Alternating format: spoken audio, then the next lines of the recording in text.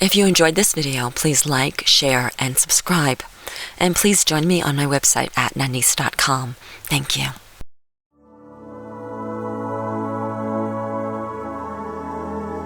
It's your time for Chai with Nanice. Get ready for substance, clarity, change, and especially empowerment. Get ready to turn over stones, uncover stories, and get to the heart of the matter in every area of your life. Any mood runs, any emotion flies, and your dreams are within your grasp. There are no limits or boundaries, and your comfort zone is out of reach, yet it's the safest place you will ever be. Come in, sit down, and have some chai with Nanice. To Chai with Nanice. I'm Nanice. We have a very special show for you today. Today we're going to explore that place between life and death, and you will absolutely learn a very special technique to communicate with anyone at any stage of life or death. My guest today is an expert in this area. Her name is Sheila Pearl, and she is a keynote speaker, seminar leader, life coach, and author. She has been a family therapist for over 30 years and is a retired cantor, having served synagogues in New York and New Jersey for the past 25 years. Sheila's new book and CD called Still Life is a spiritual guidebook for family caregivers Sheila coming out of her own personal caregiving experience as wife and daughter, as well as her professional experience as clergy and therapist, has put all her knowledge and gifts into this book and shared this with the world.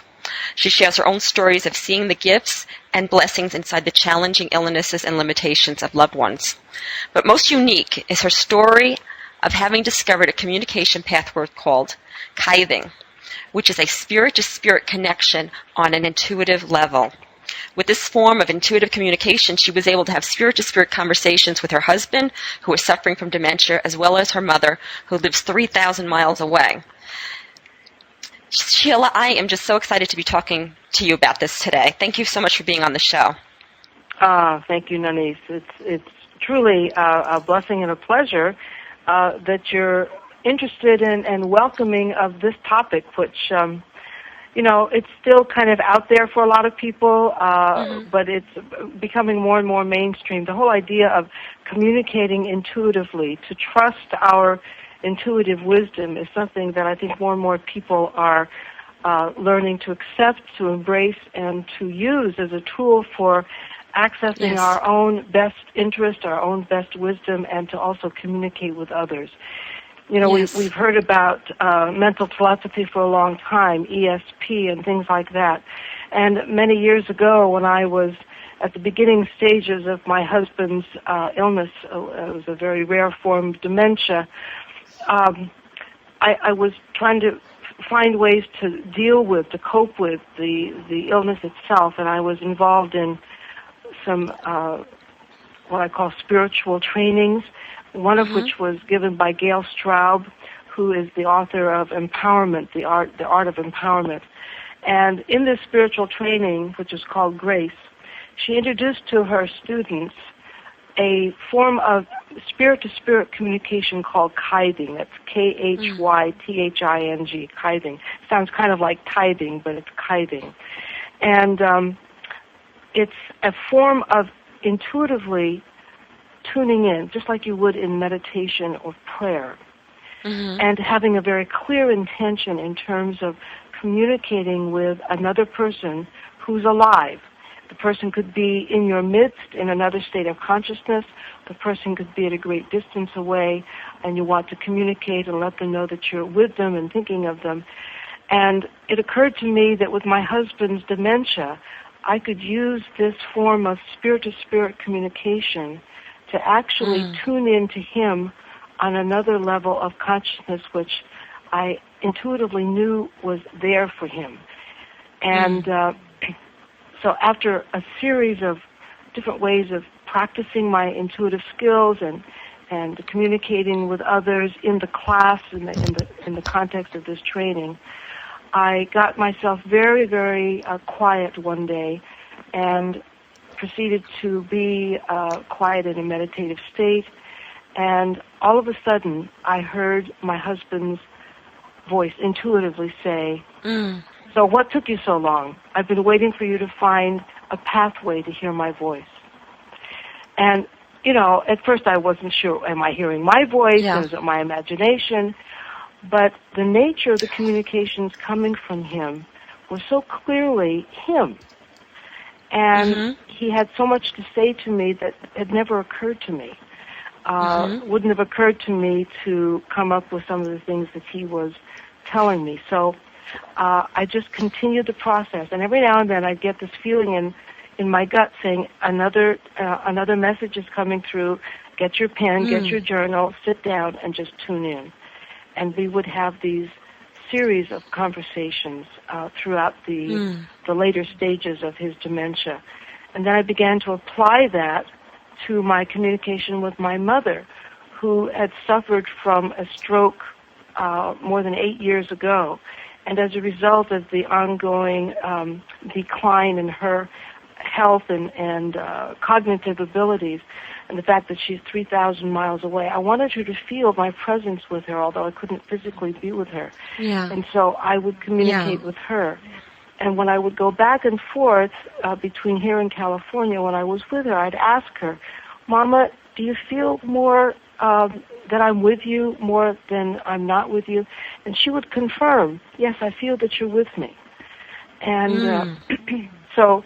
And this was verbally or this was intuitively? So you would kind of check in with her after the... Yeah, yes, I would check in with her verbally when I was with her in person. And I'd ask him, when I would come and actually be with her in person, I would ask her, do you feel that I'm with you, even though, when I'm in New York? And she would confirm that she didn't feel lonely and abandoned anymore, that she felt my presence. So this has been an ongoing process. And right now, it's really important for me because she's in California and I'm here in New York, and she's in a nursing home right now. And it's my way of being with her. It's my way of letting her know that I'm with her. Yes. So she's comfortable right now, according to my brother. She's just kind of hanging in there and is peaceful. And so I'm communicating with her all the time intuitively. So when you communicate with her intuitively, or when you communicated with your husband intuitively, would there be like an actual conversation that would be going on in your mind? With my husband, what would that be like? Yeah. With my husband, there was an actual conversation. With my mother, the conversation has not been as active. It's been more on the level of my just letting her know I'm with her, and her letting me know that she knows that I'm with her and not to worry. She's not as communicative in the same way my husband was. My husband really had some messages to give, and they were very clear. And one of the messages he gave one day, it was really stunning. He said, "Everything is exactly perfect. Don't be sad because of my illness. It's given me a chance to work on things I need to work on and to experience your unconditional love that I needed to experience in this lifetime." He said, it's not necessary that people be sad about my illness. It's necessary that people be fully present. And he said the thing that caused him most pain was to experience that people were afraid to be around him.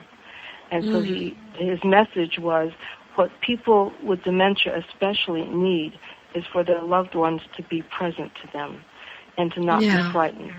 To recognize that people in dementia are really in between two worlds or more, that they are kind of stuck in a particular, in Tibetan language, it's called the bardo. There's a place that they're stuck in the middle. They can't really move out of it easily. Sometimes they do, sometimes they don't. But he explained that he moved in and out of different levels of consciousness.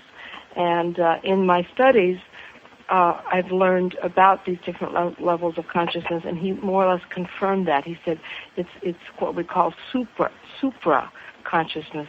It's above and beyond subconscious, conscious, superconscious. It's above, so it bypasses all of the other levels of consciousness. And so that's what that intuitive conversation is able to access as well.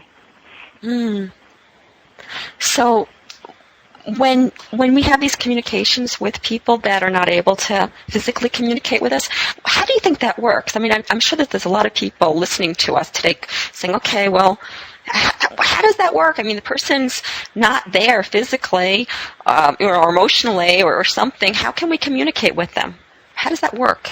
What would you say to that? Well, this is a reminder that what you see isn't the only reality there is. That what you see with people who are in a state of cognitive disrepair, like my mother, who doesn't really remember any more than she doesn't remember what she had for breakfast. So, her short-term memory loss is profound. And my husband's dementia was an example of just not being here. He was someplace else.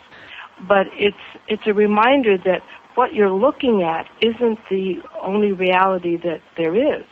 Right. And that especially people with dementia, and people like my mother who are just not cognitively as connected as they used to be, they are nevertheless quite alive and on another level of consciousness.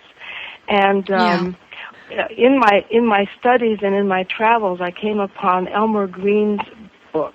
Elmer Green and his wife Alice were the developers of biofeedback. So they had done some groundbreaking pioneer work in the whole realm of consciousness. And when Elmer's wife Alice began to show the signs of developing dementia, they made an agreement that they would track it. And the book he wrote is quite a large tome and really goes into the minutia of what they discovered in this process of dementia and what happened with her various levels of consciousness and their communication. So, I discovered Elmer Green's book after I had discovered this Kithing process. So finding Elmer's book was kind of a confirmation that I wasn't completely off the planet here, and that he, who's a pioneer in consciousness development and exploration, had experienced the same phenomenon with his wife Alice. And it's about noticing that we human beings live on many different levels of consciousness all the time. And we know that when we're in a dream state. And, anyone who knows much about what happens to us in our dream state knows that when we are in a dream state, there are different levels of consciousness in our dreams and different kinds of dreams that accomplish different kinds of work.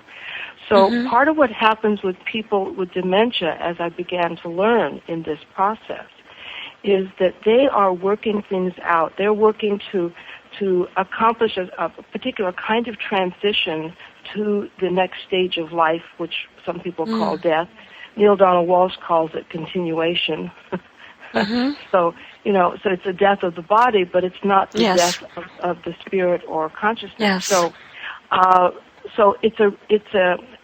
and Elmer Green posits, and I tend to agree based on my experience, that because dementia is such a huge, there is an epidemic of dementia, that it's an opportunity for us to experience the transition to the other levels of consciousness in slow motion. Wow. And and for the Tibetans who talk about the different levels of going towards the different levels of death or transition, they talk about this kind of no man's land as a bardo. It's kind of like a limbo of consciousness. So for those people who have dementia, they kind of hover in this bardo place. And so my husband, who before he became ill was convinced there was no afterlife, was terrified of death, wanted me to shoot him when he got to the point where he couldn't recognize me. So he had certain beliefs about afterlife and consciousness and spirituality before he became ill. However, in the process of this 10-year illness, because it was a 10-year process, he at several points along the way, I would ask him, "Are you ready to die now?" And when I first began asking the question, he said, "No, no." I said, "Why?" Was this intuitively or was this consciously? This was out loud. I said, "Okay, well, you sound like you're afraid." He says, "I am afraid. I'm not ready to go." So, and then we would have intuitive conversations. And in the intuitive conversations, he would say, "I'm not ready to go yet because I need to experience the reality of life after the body goes." And so when he finally chose to go, he was fully conscious. He clenched his teeth, and he chose to not eat. And this was a real conversation. This was not an intuitive conversation. Yeah. I said to him, "Are you ready to go now? Are you ready to die now?" He said, "Yes." I said, "Are you afraid to die?" "No, I'm ready now. Now I know that there is more after I die. I'm not afraid." So his having this experience inside dementia gave him an opportunity to, on various levels of consciousness, to wander and to experience the reality of other levels of consciousness, where he began to experience that there is more after death. And he confirmed that in our conversations, and he also confirmed our intuitive conversations, but he also confirmed it in our verbal conversations when he chose to stop eating. And he made it very clear, "I'm done. I'm ready to go now." And in the end of my book, the last section of my book I called Afterward. And I recount a conversation that I had with him that was an actual conversation, not an intuitive one, in which he said to me, "I can't imagine leaving you." And I wanted to clarify that, and I said, "Well, does that mean you can't, you don't want to go, you're afraid to die?" He says, "No, I'm not afraid to die. I can't imagine leaving you." And he began to clarify, "I can't imagine leaving you because I will never leave you. Because now I know that there is something called oneness. And that oneness means that you and I do not leave one another. We are with one another." He would never have said that. Yeah. So something happened in that process. You create a whole new paradigm, Sheila. I mean, when most people think of dementia, and I'm guilty of this too, it makes you uncomfortable. It makes you think like something is wrong here, and this shouldn't be, and these are all normal reactions. And your experience brings a whole new light to the subject, to really look at dementia and other things like dementia, because there's a whole list of things where somebody is not able to be conscious, or they're not able to have an intellectual conversation, or they're just leaving this plane. That in that space there's a gift, and it's not a punishment, and it's not something bad. There's an absolute gift, and that gift being that they get to have this transition. They get to make choices. Maybe they even get to heal things from the life that they're leaving behind. That's enormous. Exactly. He confirmed to me that he had the opportunity in this experience to heal all kinds of things that had never been healed. And he said to me when I first tuned in, he said, "I used to think I was my body, but I'm not. I used to think I was my brain. I used to think I was my mind, but I'm not. I use my body, I use my brain, I use my mind, but I am not any of that. I'm much more." So he was able to actually express that. Now, he never would have expressed it that way. Yes. Before this. Yes. He would never have suggested that. So it was a direct experience. It wasn't, that he read some books or went to some courses like so many of us have. It was that he had a direct experience with some higher power or God force or cosmic creator, or something happened in that space for him. Yes. I mean, there are many times I would go into his room, and he would be just looking at space, very, very, very quietly, very serenely. And his eyes would be wide open, as if he was seeing something I didn't see, hearing something I didn't hear. And then he would come back. It was like he'd gone away somewhere. Then he'd come back, and he'd actually recognize me, and we'd have a verbal conversation. But sometimes when he was in that, what I call that other altered state of consciousness, is when I would recognize it and start taking dictation and start having the intuitive conversation with him. And he would tell me what he was noticing, and he would explain to me the fighting with the demons. He'd explain to me how things would become very extreme in some ways. You know, in other words, when he would hear sounds, that he would everything was exaggerated, and he would explain things about how and why a lot of people with dementia get so scared with the hallucinations, because everything is so exaggerated. And it's part of their experiencing certain demons that they have to be willing to face in order to get to the other side of it. So it's part of their process of facing their demons. I mean, with Debbie Ford and her work with the shadow work and stuff like that, we need to really be able to face our demons before we can dissolve that terror. And he had demons all his life that he was running away from. He lived a life full of fear and anger.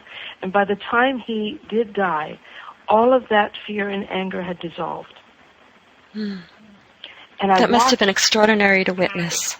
It was, and I held him in my arms for his last breath, and it was like giving birth. And I knew that he had chosen his time. It wasn't by default. It wasn't by accident. He chose it. That's true power. Yeah, true conscious power. Very powerful spirit. Anyway, so and he said to me, "Don't be afraid to tell the story. Obviously, a lot of people will laugh at you, and people will not believe you. But tell the story anyway, because we have to understand that there are different levels of consciousness that we need to honor, and that we need to understand that illness, as we know it, isn't what it appears to be, that it's a gift." Yeah. I believe that everything's a gift. I believe that no matter what happens to us, it's a gift. We may not understand the gift. It may not seem like it's a gift. But I totally believe that the universe is conspiring on our behalf in everything that occurs in our lives, in our bodies, in every way. Well, I quote Teilhard de Chardin and also the people who wrote the book on tithing as saying, Teilhard de Chardin said that he's predicting a conspiracy of love. That he said that in our time, and several other writers talk about this age. Rudolf Steiner talks about this age being the Michaelic age, an age of coming awake in terms of our consciousness. And Teilhard de Chardin posited that we are in an age now, and it's not by accident, by the way, that the Tibetan Buddhists and the Kabbalists have now made their wisdom mainstream. It was not available and accessible to us until this time in our evolution as human beings. But this wisdom is now being made available to all of us.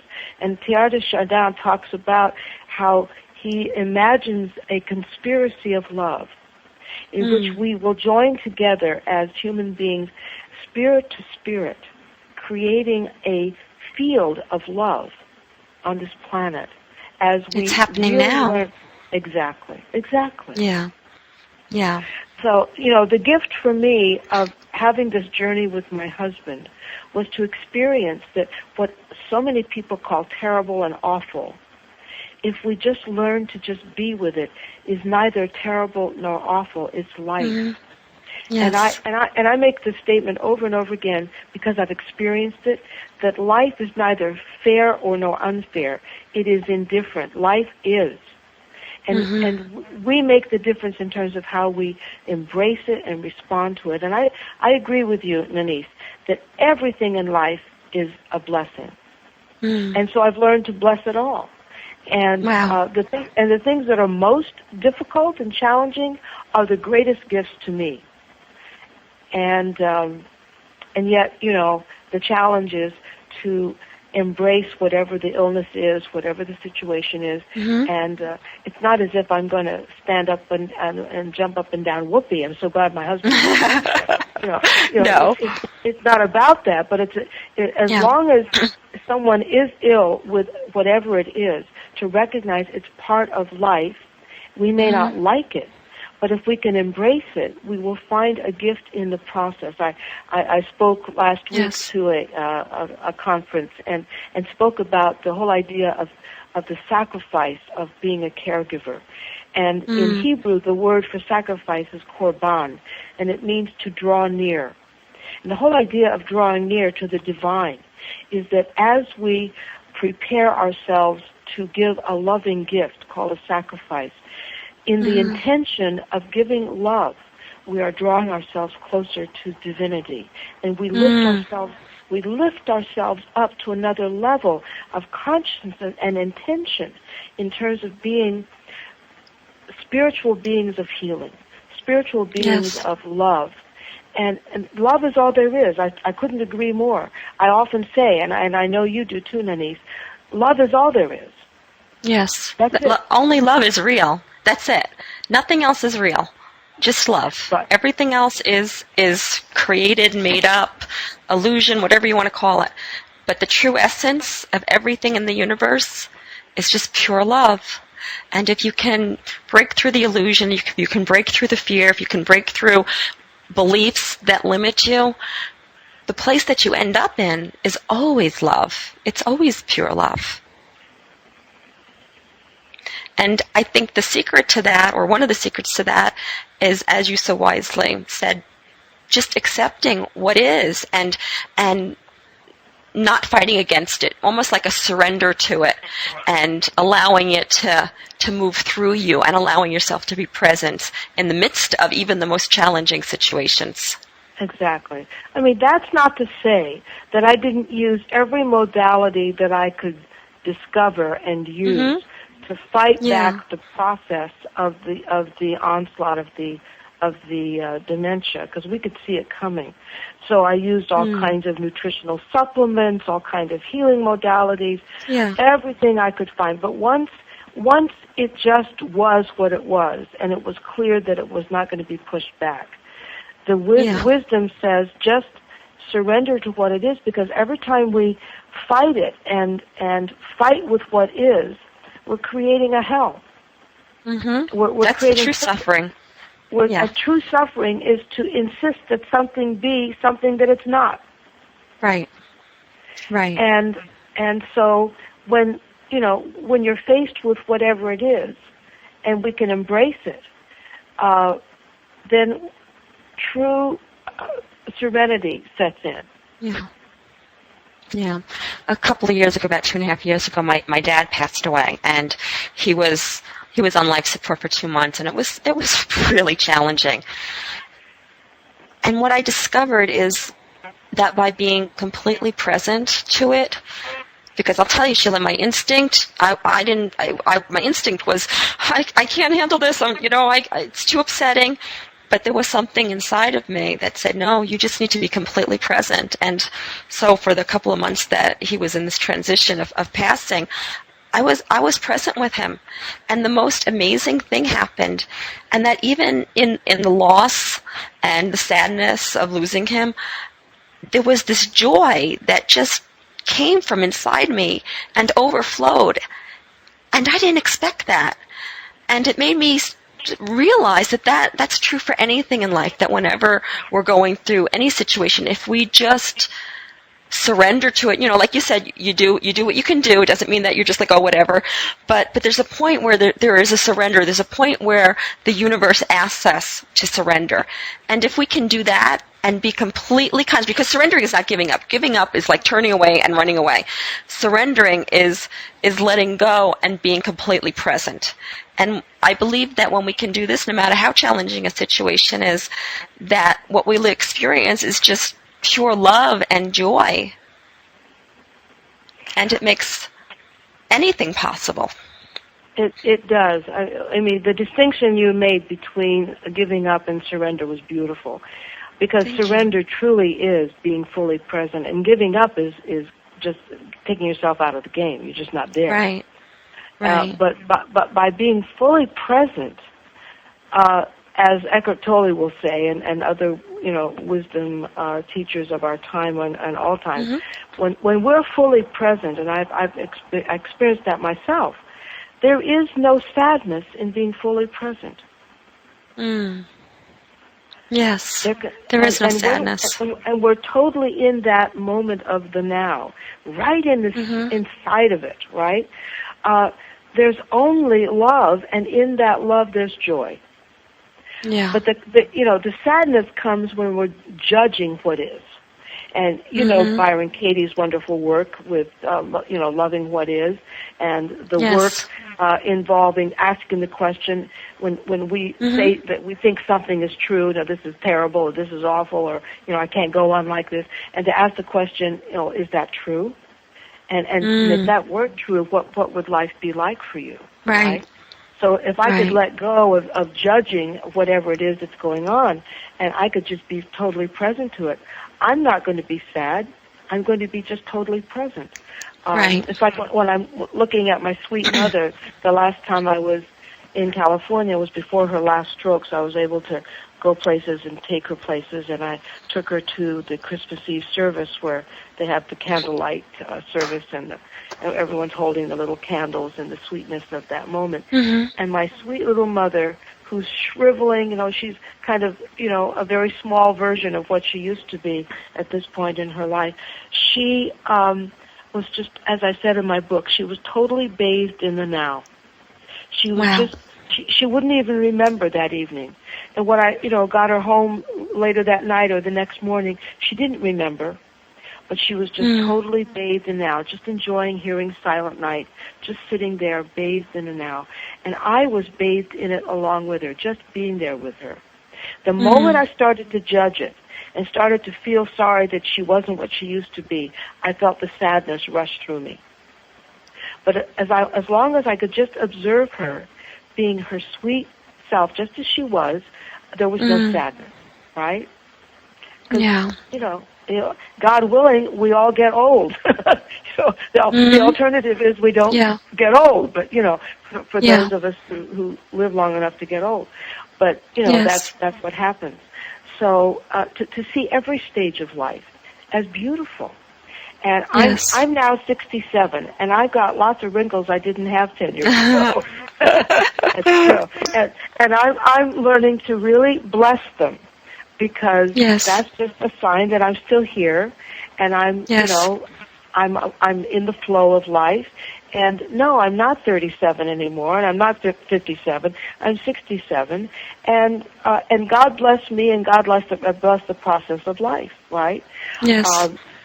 But the gift of my husband's illness and my being privileged, really, to be on that journey with him, was that I experienced, because I allowed myself to experience, being present to what was going on along with him. At first I was angry and scared, and I'd run away and I'd disappear and all that stuff.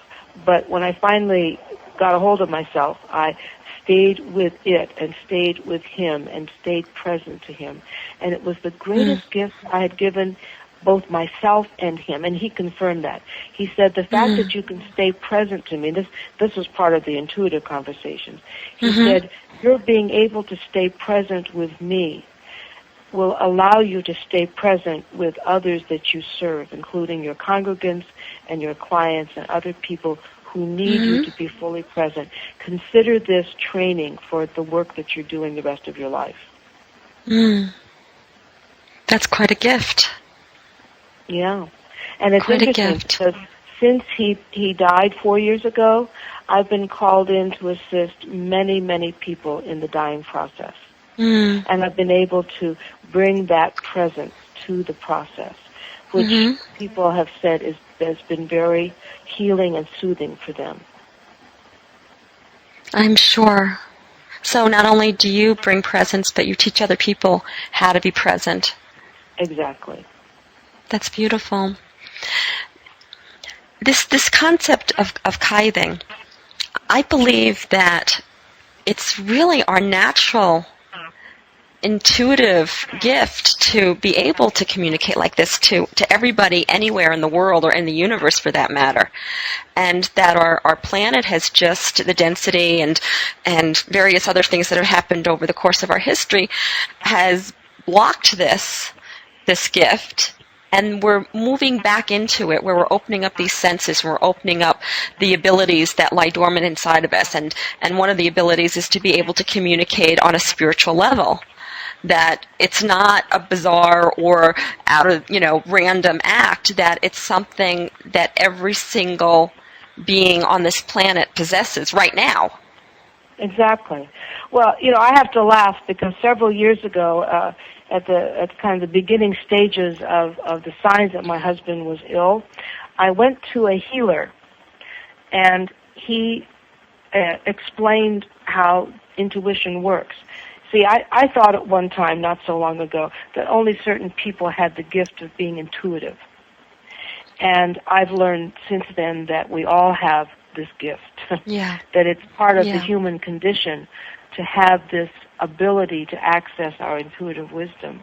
And some people may have it more fully developed because they've allowed it, or they've, come into this life having just a full developed version of that ability. But it's as if within a flash, 5 or 6 people within a period of a few months came into my life to teach me how to develop my intuition. It was really a stunning experience.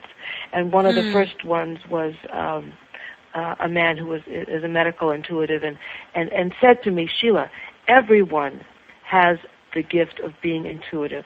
You just need to be willing to allow it and to develop it and to trust it and to listen to it. So the ability for us to listen is still something we're having a lot of trouble with. And so to be able to really access this ability, you have to be willing to really get quiet. Yes. And so people are learning meditation, and they're learning how to trust their intuition. And Carolyn Myss talks about the different levels of intuition, and Mona Lisa Schultz talks about it also in terms of her intuitive abilities. So we know that there are different levels and layers of intuition and intuitive skill and ability. So it's about allowing increasing depth of layers of listening to unfold for ourselves, and just to trust that, and to trust that we are created to be able to access different levels of consciousness as well. I'm at a landline that's making noise. Sorry. That's okay. Can you hear me? Yeah. Yeah. So I'm still learning to trust my intuition and learn to trust what I hear. I was recently at a workshop with one of my friends and teachers, Neil Donald Walsh, who's written the Conversations with God books.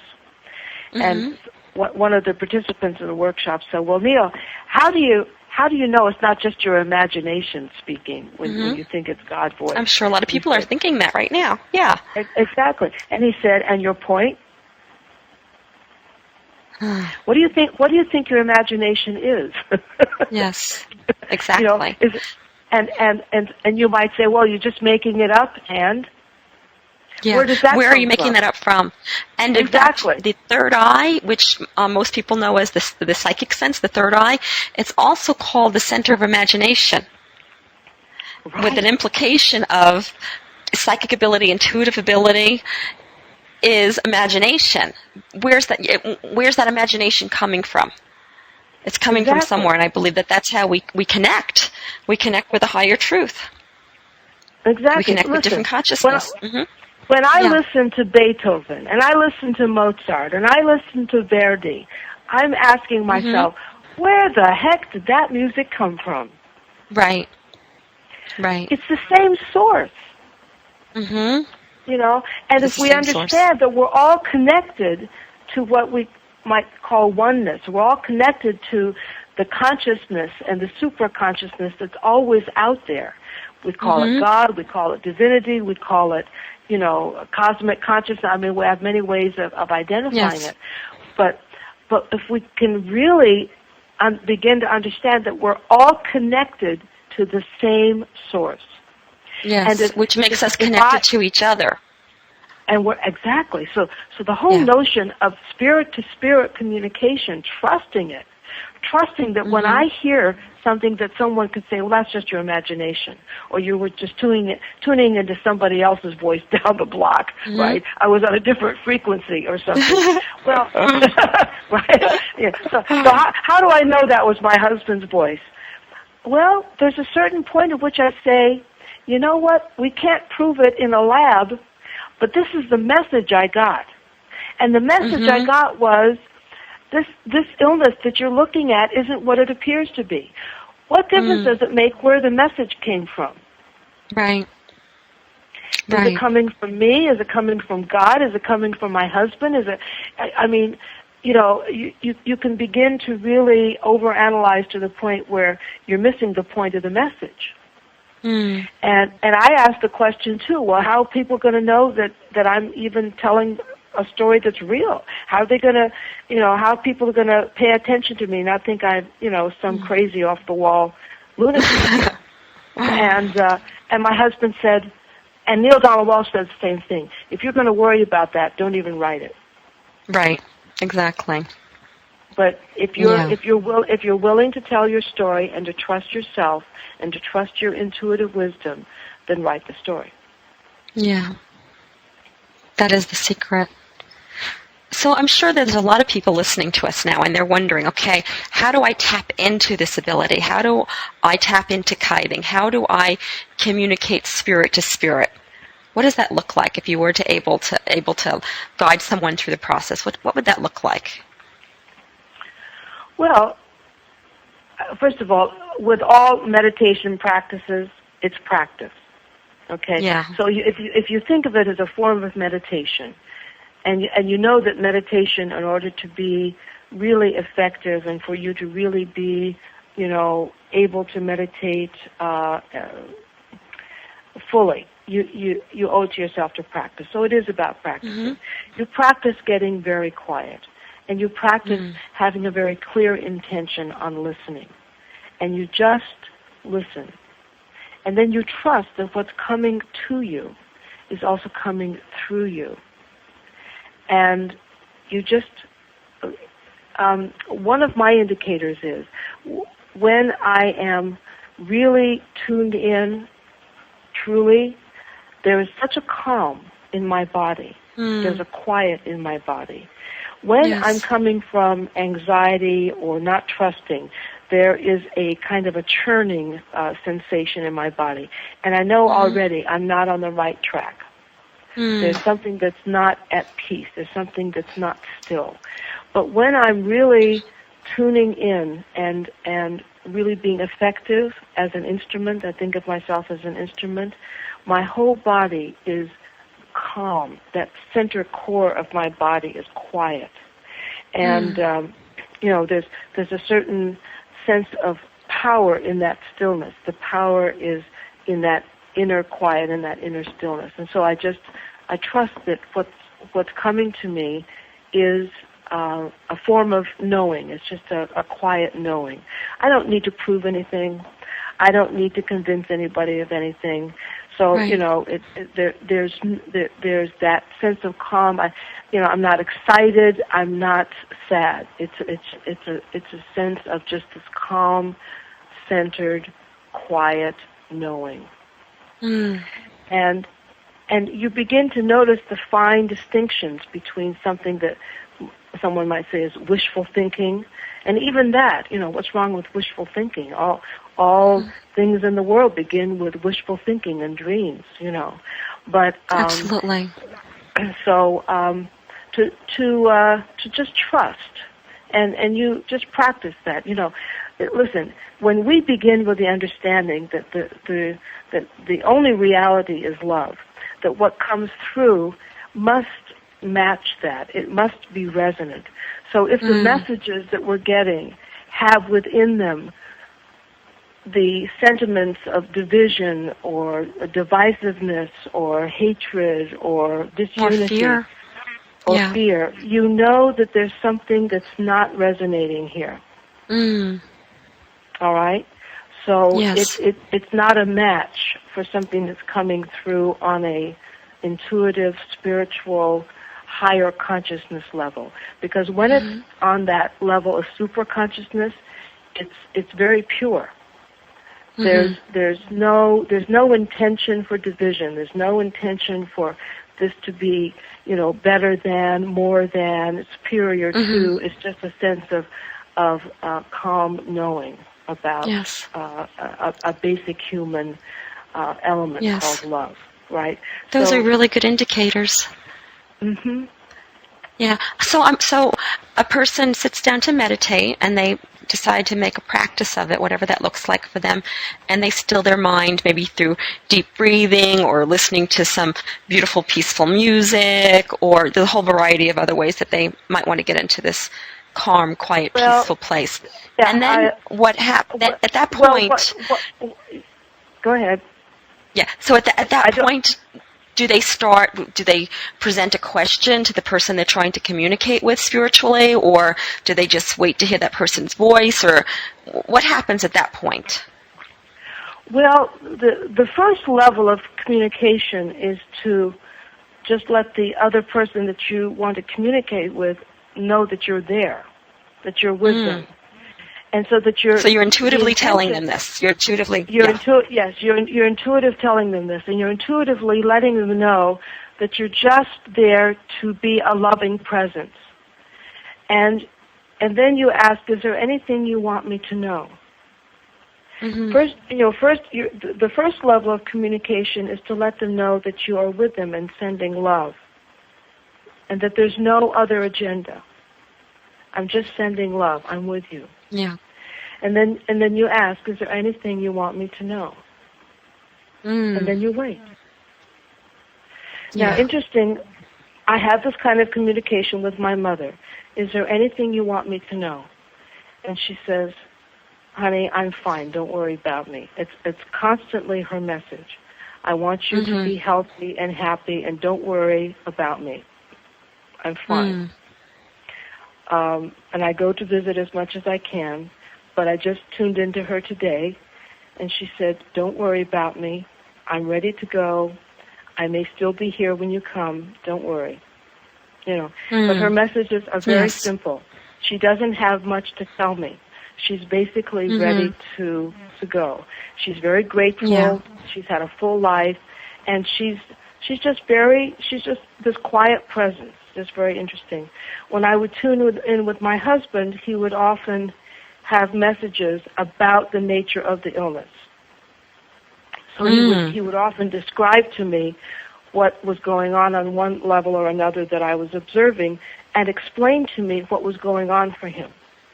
So I have, journal entries on that level, so that I would have some record of what it was I was observing versus what he was experiencing. Yeah. Wow. Sheila, this has been an absolutely fascinating conversation, and I am so glad that you agreed to do the show today, because I'm sure you helped a lot of people and changed a lot of paradigms of what it means to pass and what it means to relate on different levels of consciousness. You're extraordinary. Thank you for doing this work. It's very, very powerful. It's very powerful. Thank you so much. Now, could you share some contact information with our audience in case somebody wants to get in touch with you? And the name of your book and, how they can get it and all that good stuff. Okay, wonderful. The name of my book is Still Life, Still Life, Still Life. And you can contact me on my website, www.sheilapearl.com. You can also go to my blog at lifecoachsheila.com and communicate with me at any time. You can call me at area code 201-303-5990. That's my cell phone. You can call me anytime. Please feel free. And it's my pleasure to be of service. Sheila, would you repeat your website address and your phone number? Because I think you might have cut out there a little bit. And I want to make sure people have My it. website is SheilaPearl.com, SheilaPearl.com. My phone number is 201-303-5990. Awesome. Awesome. Thank you so much, Sheila, and I hope to have you on the show again in the near future. I'd love to. Thank you, Nanice. Awesome. Thanks, Sheila. You have a great day. You too. Bye-bye. Bye. Bye-bye. So today we explored life beyond life, and what does that mean? And is it possible to communicate with people that are not able to communicate in the physical world? And I say the answer is yes. We absolutely have the power and gift to communicate with anybody, anywhere in the universe, whether they're still living or they've passed on, that there's a consciousness that never ends, a consciousness that connects us to a higher power and connects us to each and every other being, each and every other cell in the universe. And when we understand this and when we go deep inside of ourselves, we tap into this power. And what happens is something so beautiful, because not only do you have communications that extend beyond lifetimes, but you begin to discover even more of who you really are and the power that you contain within your being that extends beyond the human form. Sheila said it best. You know, her husband spoke to her and said, "I'm not my body, I'm not my mind, I'm not my brain. I am something so much more. And so are you." Thank you for sharing today's show with me. And please visit me on my website at nanice.com. That's NANICE.com. Email me, let me know your thoughts, ideas, paradigm shifts, ideas for a show, or if you think you'd be a great guest for a show, let me know that too. I'd love to hear from you. Till next week, you have been listening to Chai with Nanice. Thank you for having Chai with Nanice. Please go to www.nanice.com for great free stuff that will empower you to live your best possible life. Free books, articles, shows, meditation audios, and so much more at Nanice.com. That's NANICE.com. Nanice's books are also available in all major bookstores and Amazon. Check out The Infinite Power of You, Even Gandhi Got Hungry and Buddha Got Mad, Zest Point, Lip Prints, and many others by Nanice Ellis.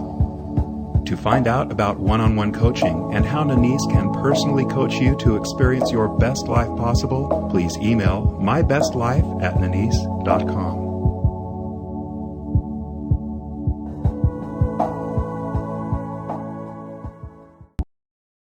If you enjoyed this video, please like, share, and subscribe. And please join me on my website at nanice.com. That's NANICE.com.